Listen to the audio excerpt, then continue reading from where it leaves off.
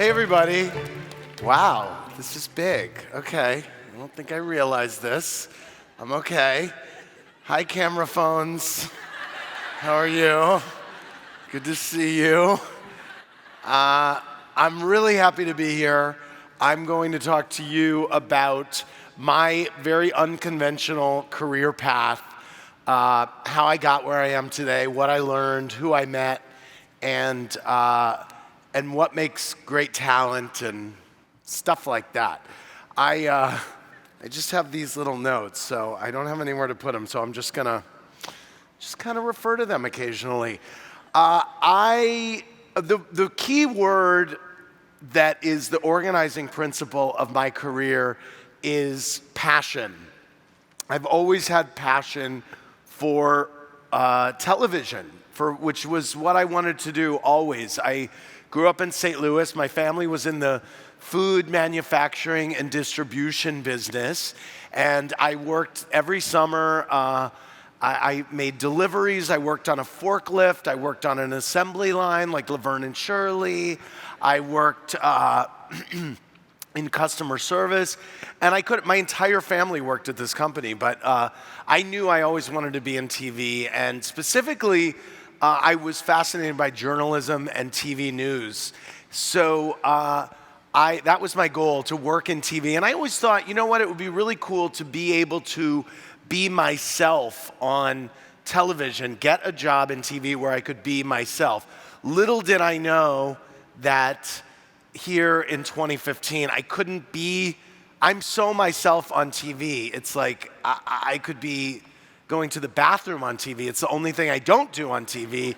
It's kind of embarrassing, but I really got to my goal in a very circuitous way, because it was my first goal to be myself on TV.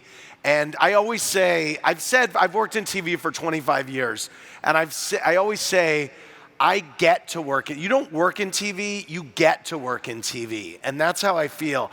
And I think that anybody who's passionate about their job and the field in which they work should be able to apply that. I get to work in whatever field I work in. We should be excited to do what we're doing because we spend so much time doing it, don't we?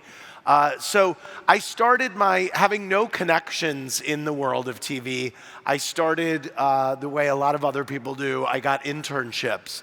And I got an internship at my local CBS station. And then I didn't want to be in radio, but I got an internship at a radio station in St. Louis, and then at a station in Boston, and on and on and on, until my final internship, which to me was, I think I had like 5 or 6 internships all through school. And my last one, which I viewed to be the most important, was I applied to CBS News in New York and to a local station in St. Louis. And I got both internships, and the woman at the local station in St. Louis, when I told her that I was going to go with CBS News in New York, said, "You're making the biggest mistake of your career." And I was like, I don't have a career. I'm a intern. What are you talking about? And the truth of the matter is, taking that internship at CBS News in New York was the greatest thing that I could have done. And that internship launched me on this career path, which I really, just one thing led to the next. It's been really organic, and it's been fueled by passion. I was an intern at CBS News. I loved it. There was not a door at the CBS Broadcast Center that I did not enter. I was mouthy. I did not know how to edit myself or censor myself. I was also interns with Julie Chen, who hosts Big Brother now and is married to Les Moonves, the head of CBS. And at the time, Julie, who I'm actually going to see later today, she was so unnotable as an intern. I mean, she was just at the front door at 5 o'clock. She was like 5 o'clock Julie, you know, because she was out. And I was brown-nosing Andy, who was like, does anyone else need any help with their segments? I was working at the morning show at the time. I loved it because I was so into it. And I thought, you know what, this is going to be this is a place where I would want to go. And on my last day of my internship, I had lunch with a fella named Jay Kernis, who was one of my early mentors there. He was the senior producer of CBS This Morning at the time. And he said, well, what's your plan? I said, well, I would love to go to a small market and be a reporter and an anchor and work my way up. And he said, oh, well, okay, all right. I said, well, do you not feel that I have a shot at doing that? He said, well, I mean, with your wandering eye and everything, it might be hard. I'm like, wandering eye? What are you talking about? I don't have a wandering eye, but that was the day that I learned that I have a wandering eye, which was later reinforced when I did get in front of the camera and everyone on social media wanted to tell me about my wandering eye, because people are mean on social media, except LinkedIn. So anyway, there's no haters on LinkedIn, right? Where was I? My internship, wandering eye. I'll pick it up there. So when I graduated, I thought, you know what? Screw the small market thing. I have a horrible disfigurement in terms of this eye. And I am basically unemployable at this point. And so I am going to move to New York, and I'm just going to wait tables until I get a job at CBS News.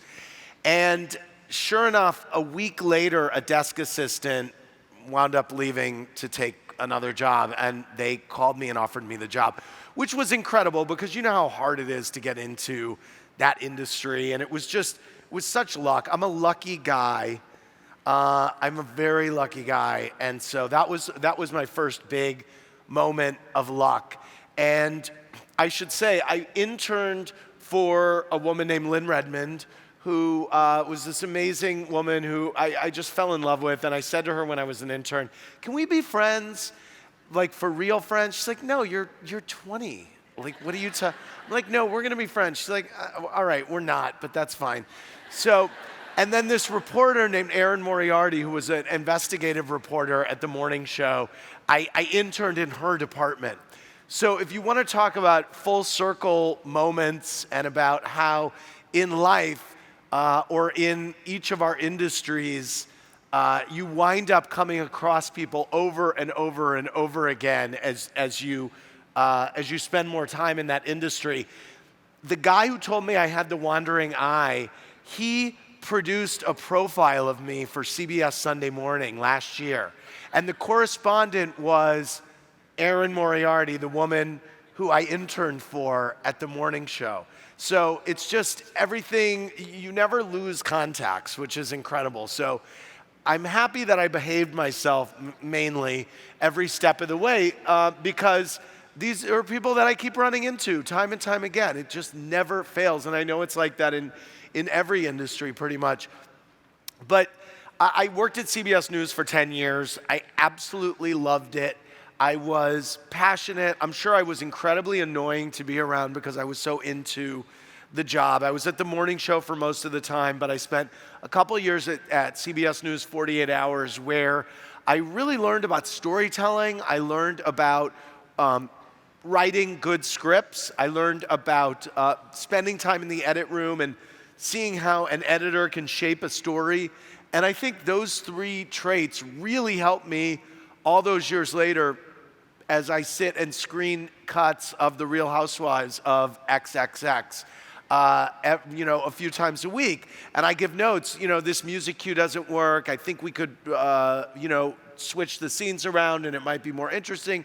Things like that. I mean, there are things that I learned at CBS News just about storytelling that I never forgot, especially writing. I mean, writing, I think in any industry, if you can write, you're gold. It's incredible to me how many people don't have their voice. And I think in the age of social media, knowing what your voice is and being able to express it cleanly and concisely is really, really important. I wasn't political in my time at CBS News.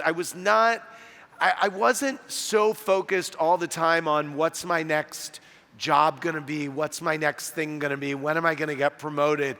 And I think it's because I was so psyched about what I was doing every step of the way. I'm sure in an irritating way, as I said, but I did wind up getting promoted, and I started as a desk assistant, then I was an assistant producer, then I was associate producer, then I was producer, then I was at the 48 Hours, then I was a senior producer at the morning show.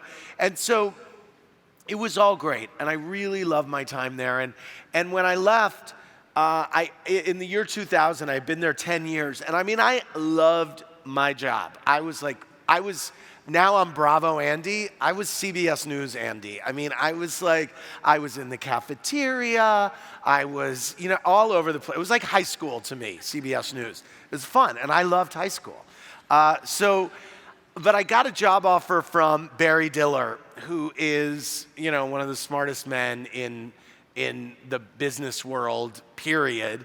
And I knew him, and he kept saying, when are you going to leave CBS News? I think you've plateaued. It's over. I'm like, all right, what do you got? So he did eventually come to me, and he said, I am starting this pop culture and arts channel that I think you would be great running programming for us.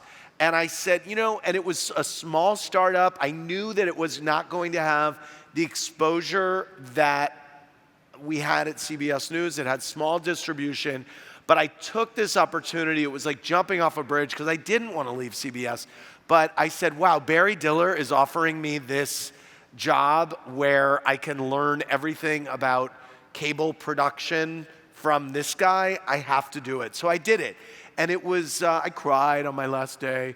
But it was a huge jump for me. And I am so grateful that I did it, because what I knew how to do was produce TV and produce shows and write. And I knew how to talk to people, and I knew what I was interested in.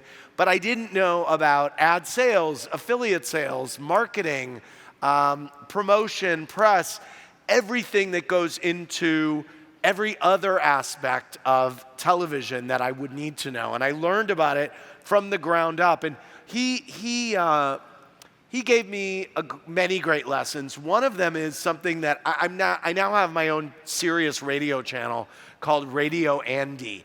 It's channel 102 on the dial right next to Howard Stern. And it launched, I think, a month ago or 5 weeks ago. And I am doing what Barry taught me, which is starting small and building it. I remember when Oxygen launched, and it was Oprah and Geraldine Laybourne and all these really smart, genius women who launched it, and it was, this Oxygen is going to be the biggest thing, and oh my God, and it's a channel for women, and it's huge, and they hired all these people, and it didn't work. And so I learned then for Trio, which was the channel that we were making into this pop culture and arts channel, start small, grow bigger, make noise, and let people find you and want more, and then you can grow. And that's what I'm trying to do with Radio Andy, and that's what we did with Trio. And we made some incredible documentaries, and we rebroadcast some really cool old shows. We had an initiative called Brilliant But Canceled, where we took brilliant but canceled television and re-aired it. And we made a documentary called Brilliant But Canceled. And hilariously enough, 4 years into our existence at Trio as this fledgling network, we were brilliant but canceled. NBC Universal, we were owned first by Barry at USA, and then he merged with Universal, and then they merged with NBC. And NBC pulled the plug on Trio in order to run, I think the channel they created was Sleuth, and it's reruns of old crime shows owned by the Universal Library. So that's embarrassing to be canceled for that shitty channel. But whatever, it's fine. It costs like $1 to produce, so I get it. But at the time, my boss, Lauren Zalaznik, went to run Bravo, and she said, I want you to come with me to Bravo and run programming. And I was like, in my mind, I said, I don't really get this Bravo. I don't really get it. It's not cool. I'm not into it. And at the time, MTV Networks was launching Logo, which was to be the gay cable channel. And I really wanted to run programming at Logo. And I was like, no one is gayer than me. And who better to run this gay channel but me? So I interviewed for the job, and I didn't get it. And I got to tell you something.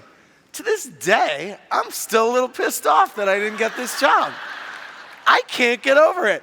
And I had buried the whole experience in my brain until I was writing my first book. And I was going back, and I was like, holy shit, I applied for that job. And with all due, they could have used me. I mean, so, whatever. Oh, God. I don't want to get in trouble for saying that. Don't tweet that. I know we're on live stream. Don't click that. Anyway, I was kidding. It was off the cuff. But I couldn't get over it. I really couldn't get over that I didn't get this job. But it turned out to be the best thing that ever happened to me because I went to Bravo. And Bravo really kind of made me. It inspired me. It everything. I became Bravo Andy. And basically, I went there to run programming and develop shows and produce shows. And I got there just as Project Runway had shot its first season, not the finale. And so then we created Top Chef and Flipping Out and Workout and Blowout and the Rachel Zoe Project and I don't know, Bravo shows. And when Top Chef was on, my boss she really wanted to build the Bravo website. And she said, why don't you blog? I was emailing her really dishy emails about what was going on the set of Bravo shows. And I said, and she said, you got to blog for BravoTV.com. You'll be the first network executive to blog for BravoTV.com, for any network's website or anywhere. And you can write about what you did last night. You can write about anything. And I did. And I wrote about Bravo shows. And I really became this kind of pop culture pundit in a weird way, but through the filter of Bravo. And that was when I found out I had a really bad wandering eye. And that was when I got really hardened to comments under the blog because people love to share nasty comments to me. But that was good training for me because a bit later, Lauren said, we want to do an after show after Top Chef, and we'll do it on BravoTV.com, and you can host it, and it'll be like your blog, but an after show. She knew that I wanted to be in front of the camera, and I had spent all those years behind the camera interviewing people at CBS. Here I was doing this after show online that was, it was a great opportunity for me, and I did it. And I think they said, well, we have to pay you something, and I think I said, you know what, give me $50, something, and a car service, because I recognized that this was such a great opportunity, and I was not worth anything to them as an on-camera person. I was their programming guy. If you apply for a job as a programming guy and say, I want to be the face of the network, or I want to host a late-night talk show on your channel, and they're going to say, next, I want someone who can program the network. That's not what they were looking for. So, but I did the after show, and it was great, and it got sponsored by American Express, and at the time, season 2 of the OC Housewives was on, and we were going to do a reunion show. Are we in OC? Yes. Oh my God, I'm home.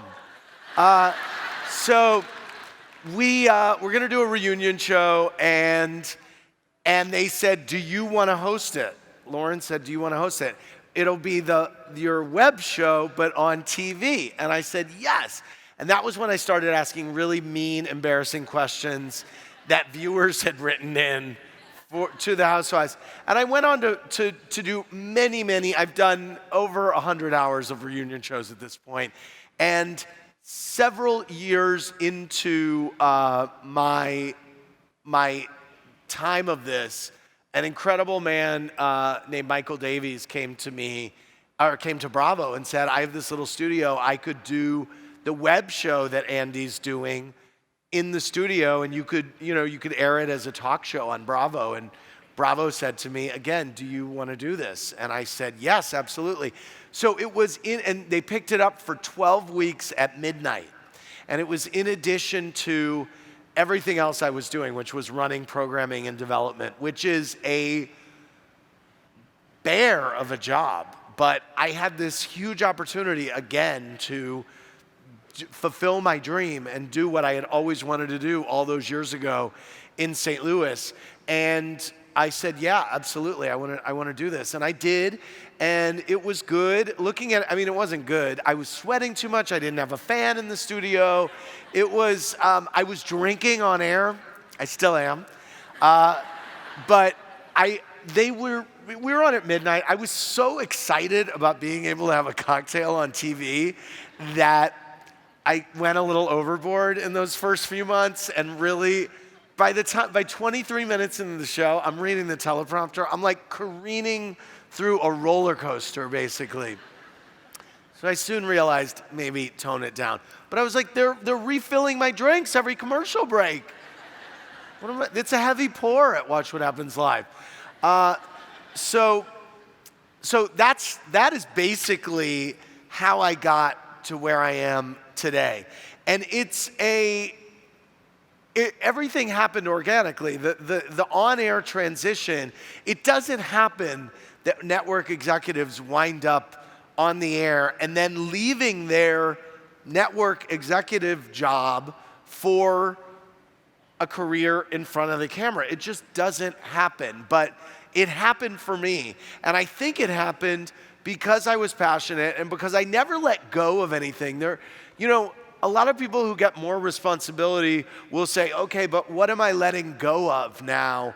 What can I get rid of? I didn't believe in that. And I've worked for a lot of people who have just taken on more responsibility. And I think the more you figure out how to do something, and the more you figure out how to put together a smart team, and the more you figure out how to delegate and be comfortable delegating and believe in your team and being able to communicate with your team and being able to communicate what your vision is with your team, then you can go host reunion shows when you should be at your desk, and people can email you and say, look, everything's going great, or everything's, the shit hit the fan, and then you figure out, how to do it. I think my time at CBS News also, because we were working against a clock all the time, and when you're out shooting a story and you know that you have to cut it and feed it to New York by 5 in.the morning for the morning show or whatever time, you have to problem solve against a clock. And I think that really turned me into a problem solver and someone who was very confident in his decisions.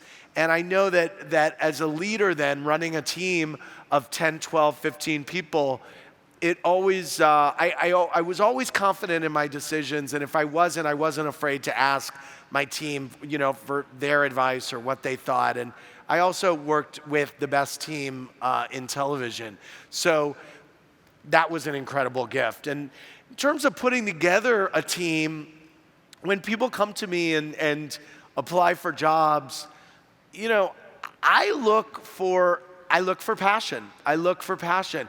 I've had people come, and this is the same as when people would come and pitch me shows. It was the thing that bugged me the most about getting pitched shows was people who didn't understand the brand that I worked for. So I was working at Bravo, so you're gonna pitch me a show about ice road truckers? Like, have you ever turned on Bravo and seen what we have? That's not gonna work. And so the same thing goes for, I remember I was thinking back on the plane today about when I interviewed my assistant Darren for her job, and Darren's great, and Darren actually, I had someone who was really good who had been an assistant at William Morris for years and years and wanted to work in TV. So in terms of the assistant thing, she had it down. She knew how to get reservations, get me into restaurants, the travel stuff, all that crap that you are so scared to let someone do for you because what if they screw it up? She had it down. But then I met Darren, and she came in and she was a burst of passion. And I was like, I realized, wow, this is someone who I'm gonna wanna deal with every day because she's into it. She's no bullshit. She told me she hated the Housewives, and that was fine. But she dug Bravo. She really dug Bravo, and it was her dream to become a game show host. That was her dream, and that was her passion. And I loved it. I was like, okay, she knows what she wants to be. And now, hilariously, she's still my assistant, and she hosts a web show called Ask Andy, where every week she sits there and asks me rude and embarrassing questions. She kind of turns the tables on me on behalf of the viewers. And it's great. And so she is following her dream while continuing to be my assistant. And I'm letting her because I had the same opportunity when I was running programming to then follow my dream. What else do I have to say to you guys? Well, also, I just want to say, Lauren Zalaznick, who was a big mentor to me, she was a rule breaker. And she really believed in, you know what, really? Okay, there's no TV executive who blogs every day. Who cares? You're gonna do it, And maybe there was a reason for that. Maybe every so often I f***ed up and I wrote the wrong, I wrote something that I shouldn't have revealed.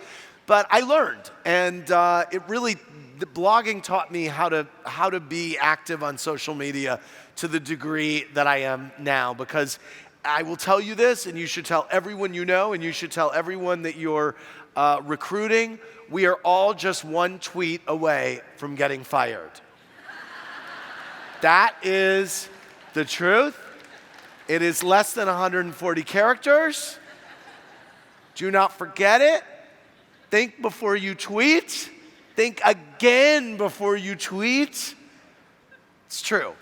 Anyway, so that experience blogging really taught me how to be on social media. And I still screw up all the time on social media. But Lauren didn't believe that it was a problem that no network executive was blogging. She didn't believe that it was a problem that no network executive was hosting shows on the network. And then that it would be a problem that I wound up hosting this show. And there was about a year there where the show wound up going 5 nights a week. And I was slowly paring back my job at Bravo. I got rid of running production at Bravo, and I just was running the development department, which had a leader who was incredible. So I was in good shape there. But there was a year there where I thought, okay, I want to transition out of my day job at Bravo and just be on camera and write books and maybe do Radio Andy and start a production company. And during that transition, it was really for me and Bravo about figuring out the right team to pick up the mantle in the development department at Bravo, because I knew that I was only as good as my lead-ins at Bravo, and that without Bravo being strong, then I wasn't necessarily going to be so strong as a host on Bravo. I could be a good host, but if no one's watching and people are disengaged, then that's not good. So it was hard for me leaving, but I'm still producing, and it's wonderful. But I really owe Lauren Zalaznick the world for breaking the rules and saying, you know what, I'm going to let this guy do this. So I look for passion. I look for brand knowledge when I'm either taking pitches or interviewing people. When I'm casting on shows, people say, what makes good talent to cast? Well, that again is very specific to the network for whom you're casting. But for Bravo, for the Housewives, it's how many of you watch the Housewives? Anyone? Okay, the front. I love it. The front. Thank you. My people are in the front. These guys back there are like tweeting and whatever. So for the Housewives, I'll tell you, you guys can tweet, play word chums. The most successful housewives are the women who know other women in the group. So if they have an organic connection, but they have to have something to say, they have to be willing to live their lives kind of out loud in front of the camera and not hold back. We're talking about OC. I think Shannon Bedour is like an incredible OC housewife because she is, I mean, I don't know if you saw the episode last week. I don't even want to say what happened to this woman, but just talk to someone in the front and they'll tell you because it's too gross for me to say, but she let it air and I loved her for it. But we're looking, and then, across the board, if you're casting for a TV show, you just want someone who can, who has something to say, someone unique, a unique voice. The worst thing for me in my whole 10 years at Bravo, and even at CBS News, if I met someone who kind of wanted to be on camera, if they want to be on camera too much, then there may be a problem. You kind of want a little bit of a push-pull. And people who come in, I remember I was at 7, 8, 9 seasons of auditions for Top Chef. And when chefs would come in and say, I'm gonna bring it, and I'm TV gold, and it was like they were on their way out so quickly because what we wanted for Top Chef were chefs who really wanted to cook and share their message of what a great chef they were. And it was their goal to be, to own their own restaurant and win this money. And so their passion for being a chef and for being a talented chef, got them on the show, not their passion for being a reality star and bringing it, which is a very trite moment in time that you never want to hear. But those are the kinds of people that I look for when I'm casting, and then certainly when I'm hiring too. One thing I also learned over the years, and my mouth has been my biggest asset, and it's also been the thing that's kind of bitten me in my ass. Of course, I can't actually bite my ass with my mouth. I'm using a metaphor, and what I'm saying is that it took me a while to learn to edit myself. I remember when I was an intern at CBS News, and I answered the phone at the morning show, and it was someone calling from our affiliate in Spokane, Washington. And I said, "Oh, are you #1 in your market?" And they said, "Yeah." And I said, "We wouldn't know what that feels like here at the morning show." And I announced it to the room, and I was so obnoxious. And some producer pulled me aside and said, "You're really great at your job, but," and I mean, are compliments followed by the word "but" ever gonna be good? No. He said, "You need to tone it down. You need to tone it down." And I remember it took me a couple days to figure out what he meant by tone it down. And it may have actually taken me years to figure it out. And sometimes I toned it down and it was great. And sometimes I didn't and it still worked. But modulation has been an issue for me, both literally and figuratively. That's my spiel, you guys. Basically, I'm happy to see you. Again, the word passion, I can't reinforce it enough. And there's so many jobs that I wish that if I wasn't in TV, if I didn't get to work in TV, I would love to be a professor. I would love to be a shrink. I would love to work in the travel business. I would maybe like to work in the hotel business. There are so many industries out there that I hope that everyone that you find is passionate about what they're doing, and you guys too. Thank you very much for having me in Orange County.